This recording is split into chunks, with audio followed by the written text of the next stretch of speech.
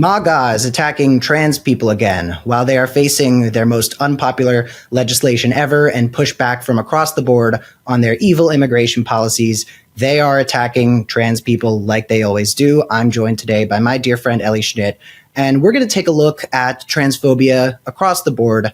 But first, I want to show Pam Bondi doing this thing that Republicans do where they pretend that Riley Gaines is a good swimmer. Let's have a look. We want to restore the records of these young women.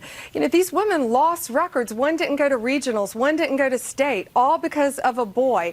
All of these records should be restored, not only in Maine, but around the country, of these young women. You know, Riley Gaines started training for swimming when she was 4 years old. She made it to the Olympics. Not true. A lot of this around the country is being taken away from She did not even make it to now second place because in this. Okay, I don't want to hear this woman anymore. Not only did Riley Gaines not make it to the Olympics, she didn't make it to the top 3 of the swimming contest that she has built an entire grift, an entire lifestyle around complaining about. Right. So the reason that we're talking about this right now, even though it is an evergreen and fascinating topic, Riley Gaines' sore loserism, the reason we're talking about this is because UPenn today decided that they were going to, basically the Trump administration was pulling federal funding from UPenn. They pulled $175 million of federal funding, and they said, we'll give it back to you. We'll give you back this funding if you ban transgender athletes from competing and erase all of Leah Thomas's records. And they did it. They went ahead and did it. Yeah, it seems like capitulating to Trump is a very popular thing for Ivy League schools. Harvard has stood up against the Trump administration and has put up a fight, but you get Columbia doing it. You've got UPenn doing it now.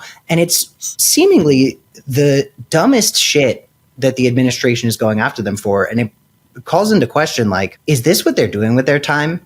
Like, attacking trans people and what the point of people doing that is in the first place is always a question, not just with Republicans, but also with Democrats who are in office. Now you've got them beating UPenn into submission. And obviously transphobia is a very popular topic with Republicans. Yeah. But I also think they just are, I think they're just choosing fights where they know they can get people to fold.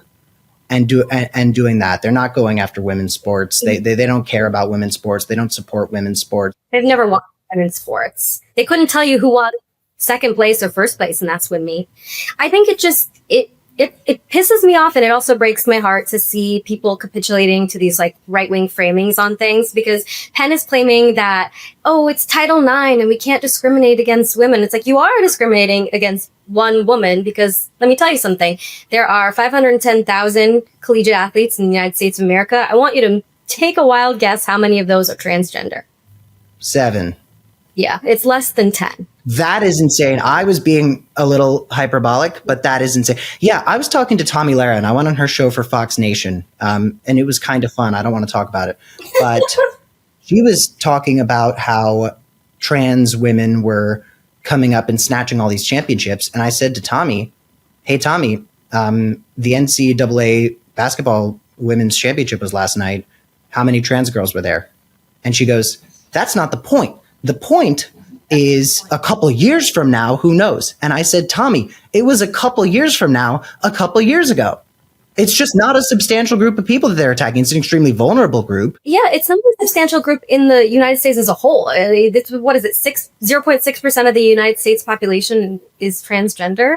I mean, it's such an unbelievably small number of people to just bully via legislation. Like, I think about kids in red states that have this anti-trans legislation, like some little 8-year-old girl who wants to play basketball with her friends and she's not allowed to because, you know, there's legislation at the federal level saying, you, the one trans girl in Arkansas, you can't play basketball. It breaks my heart. It really does. Yeah. And it's another interesting thing is just kind of how popular transphobia is with people who are the type to claim that they're the most liberal in the room, right? This isn't something that only exists on the fringes of MAGA or in Trump 2.0. Yeah. This is something that's very popular around the country. And in table side conversations you have about the economy and what's going on with the stock market and everything, transphobia will just come up. I was at a dinner with some family friends recently, and they just start talking about that. And I'm like, it is so intellectually bereft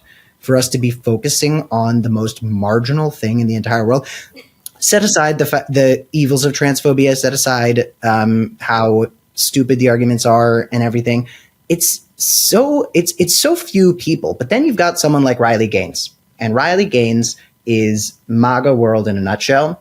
She is the quintessential grifter because, like Donald Trump, she has created a persona for herself around being good at something that she isn't necessarily nearly as good at as she says she is. The way that Donald Trump positioned himself as this big successful businessman after bankrupting God knows how many companies. Yeah. Riley Riley Gaines is suddenly the greatest swimmer in the world who had her valor stolen from her by a trans person.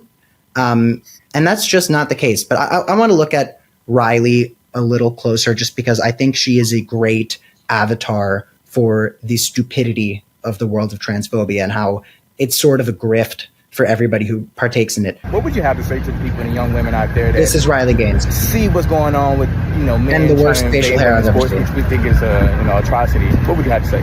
Well, you hit the nail on the head. It is insane that we have seemingly an entire political party, at least in terms of elected representation, who thinks you, as a young woman, as a girl, as a female, as a mother, As if a young woman don't is matter. watching You don't this matter. guy's You're not content, by the worthy way. of privacy, you're not worthy of safety, you're not worthy of equal opportunity. That's the message that the Democrats are sending to you. But I am here to send the exact opposite message. You are worthy of calling yourselves a champion. And that's what people like Topher and myself are fighting for. And that is what I call women's rights, baby. You are not worthy of calling yourself a champion, Riley. You came in 5th place.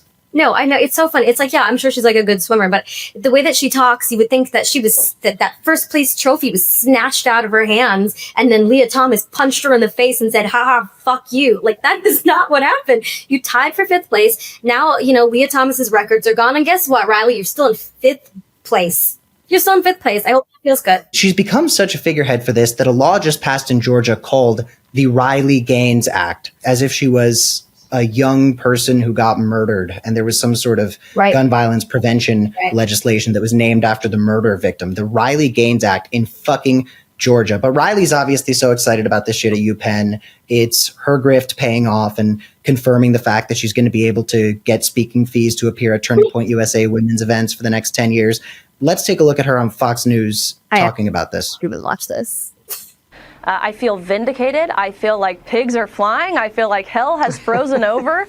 So it is a fantastic day, of course, for sanity, for common sense. But I think more broadly for women, for humanity, for the little girl that I'm growing inside of me right now that I will welcome to the world in just a few weeks. I think of her. I think of her future. That is what Donald Trump and, of course, Secretary McMahon and myself, that is what we are fighting for. So very, very excited about today's news. Thank you to this panel of the 3 ghosts of Hillary Clinton. Well, honest to God, the worst part of this is that Riley Gaines gets to gloat. Because you think you did something here and you didn't. You're just being pointlessly cruel to like 5 people. And one woman in particular. Like, it's sore loser shit. And it's so gross the way that the right-wing ecosystem has embraced this. And another thing that I find really gross is that they're like, and this is actually for feminism. Like, I tweeted about this and all the people in my comments are like, oh, you're being really anti-feminist for allowing this man to compete against women. I'm like, you guys hate women. And you call feminism cancer, and you think it's the reason that no women want to sleep with you or date you. But when it is convenient to you, it's like you hate women, but you hate transgender people more. So if there's a woman who's willing to be awful to trans people, you're going to be excited about that because all you are is hate. It's just... third wave feminism is the decay of society when women are trying to not get trafficked by the Tate brothers. Yeah. But when it comes to attacking vulnerable trans people, suddenly Republicans become fucking Joan of Arc. Andrea Dworkin now, Who? Andrea Dworkin. Okay, for those in our audience, not me, of course, who knows who that is, but for those in our audience who has never heard of Andrea Dworkin, could you explain to those stupid people who she is? Right. Andrea Dworkin is a very prominent feminist writer. She's written a lot of very interesting things, a lot of things that I agree with and a lot of things that I don't. But if you're interested in feminist thought at all and feminist critique, she's a great place to start. Well, now you have to tell me where you disagree with the famous feminist. I'm not saying, but I'm sure anyone who knows Andrea Dworkin probably knows what most people. You're just fucking dropping Easter eggs? Yeah, I'm roughing it. You'll get there. You'll get there when you get there. Well, yeah. Moral of the story is the people who are claiming they're doing this for women's rights are fucking liars.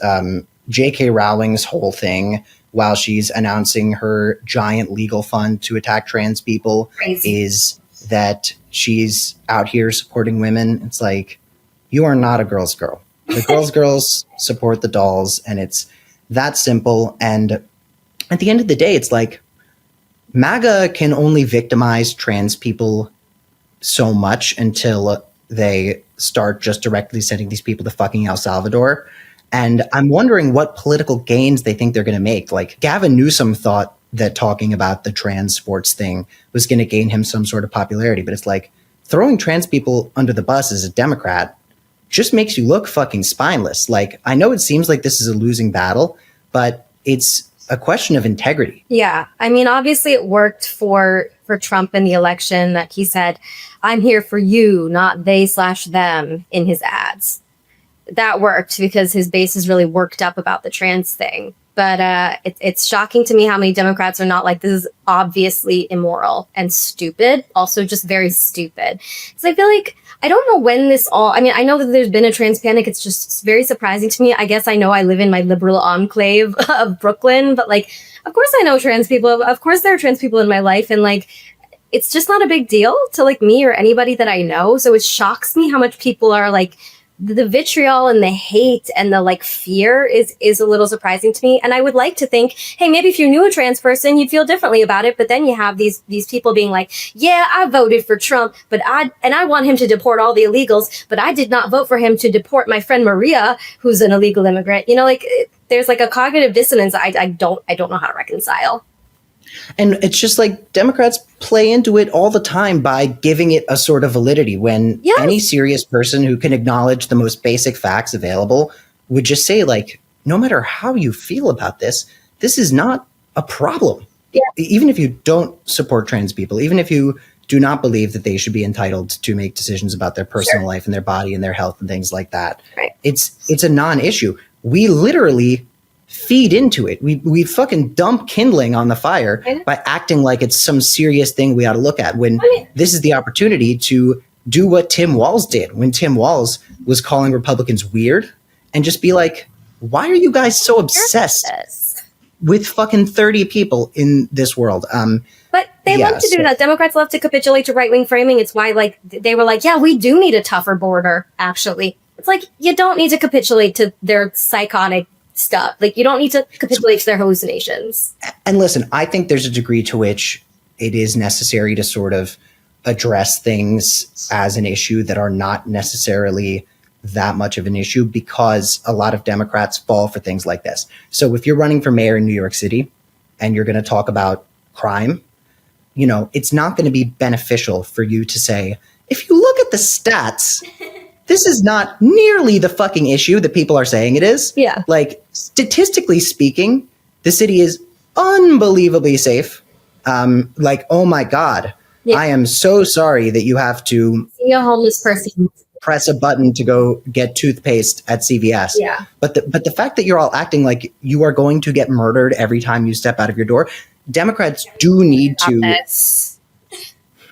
Actually, I guess this is a transphobia video, so I won't get you started on this. We'll do that in another video. Fine. But I think that this is such a slam dunk for Democrats to be like, you're framing us as though we're obsessed with gender and identity. You guys talk about it all fucking day. Like, the trans people I've met are so much less interested in gender and identity than the people I know who have never met a trans person. Yeah.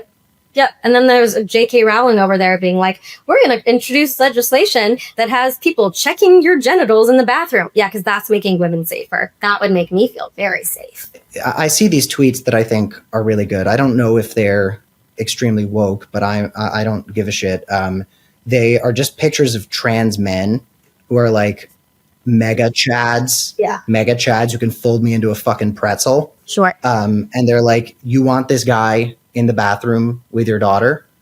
And I think that is effective messaging. I think that if we just, you know, I don't want to tokenize trans people. And I also think that showing somebody who's that mask is to a certain extent trivializing their relationship with gender and saying like, oh, the more you look like the stereotype of a man, the more of a man you really are. I don't want to feed into that. Yeah. But also I think it's effective messaging. I think being like, you want this person in the fucking bathroom with your kid, I think that can work on people. Yeah, it's an effective scare tactic for sure. I guess people just love to be scared.